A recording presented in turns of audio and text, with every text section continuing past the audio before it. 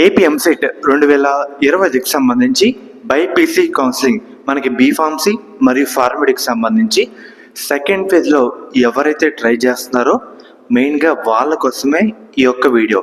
ఇది చాలా ఇంపార్టెంట్ అన్నమాట.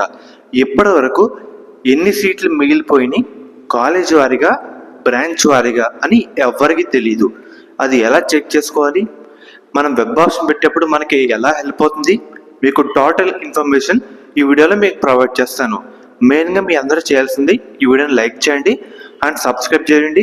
మీ ఫ్రెండ్స్ కూడా షేర్ అయితే చేయండి, వేరే వాళ్ళు కూడా హెల్ప్ అయితే కావడం జరుగుతుంది. సో ముఖ్యంగా ఎలా తెలుసుకోవాలో చెప్తాను. మెయిన్గా మీకు స్క్రీన్ మీద ఒక రికార్డ్ అయితే చూపిస్తానమాట. నేను చెప్పినట్టయితే చేయండి.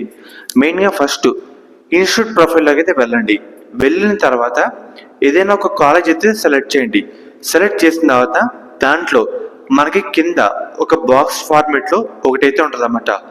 మనకి కోర్స్ పక్కన ఫీజు పక్కన ఇంటేక్ ఆఫ్ సీట్స్ అని సర్టెన్గా ఒక కౌంట్ అయితే ఉంటుంది. ఉదాహరణగా 70 అలాగా. సో నేను స్క్రీన్ మీద చూపిస్తుంది ఒక కౌంట్ అయితే ఉంటుంది అన్నమాట. ఉన్న తర్వాత ఎంత కౌంట్ ఉందో గుర్తుపెట్టుకోండి. మీరు ఏ కాలేజు ఏ బ్రాంచ్ మీకు కావాలి అని అనుకుంటున్నారో సో దాని గురించి ఇన్స్టిట్యూట్ ప్రొఫైల్లోకి వెళ్ళిన తర్వాత ఆ బ్రాంచ్ పక్కన ఇంటేక్ ఆఫ్ సీట్స్ డేటాలో ఎంత కౌంట్ ఉందో గుర్తుపెట్టుకోండి. ఆ కౌంట్ అయితే గుర్తుపెట్టుకున్న తర్వాత మళ్ళీ మీరు వెనక్కి అయితే రండి. మనకి ఫార్మ్స్ కాలంలో కాలేజ్ వైజ్ అలాట్మెంట్ అని ఒక కాలం అయితే వచ్చింది కదా, సీట్ అలాట్మెంట్ తర్వాత దాంట్లోకి అయితే వెళ్ళండి.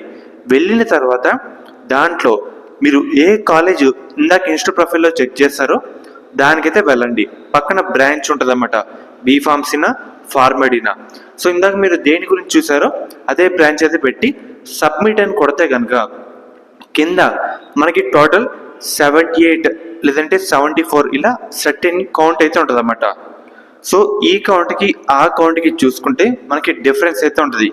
ఇంటేక్ ఆఫ్ సీట్స్ మనకి ఇన్స్టిట్యూట్ ప్రొఫైల్లో మీరు అందరూ చూసింది ఫుల్ సీట్స్ అన్నమాట. అదే మనకి కాలేజ్ అలాట్మెంట్లో మీరు చూసింది ఎన్ని సీట్లు ఫిల్ అయినాయి ఆ కౌంట్ అయితే దీంట్లో అయితే ఉంటుంది.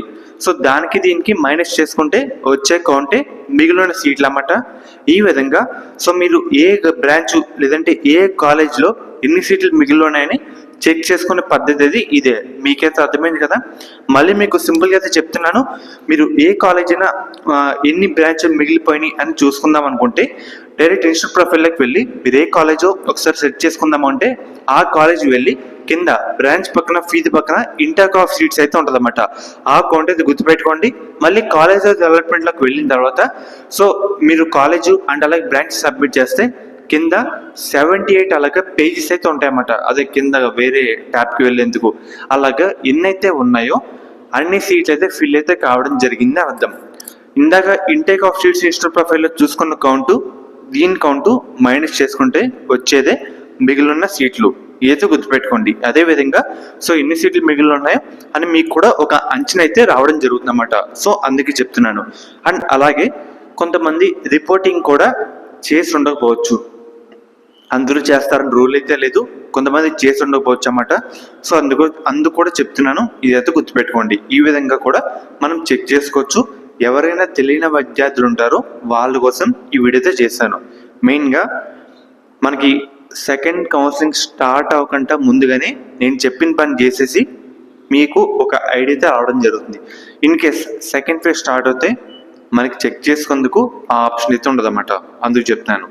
సో మీకైతే ఈ వీడియో యూజ్ అయింది అనుకుంటున్నాను. ఈ విధంగా చెక్ చేసుకోవచ్చు అన్నమాట. శాస్త్ర కాలేజ్ అన్నమాట. ఈ కాలేజ్ అయితే మనకి నెల్లూరులో అయితే ఉంది.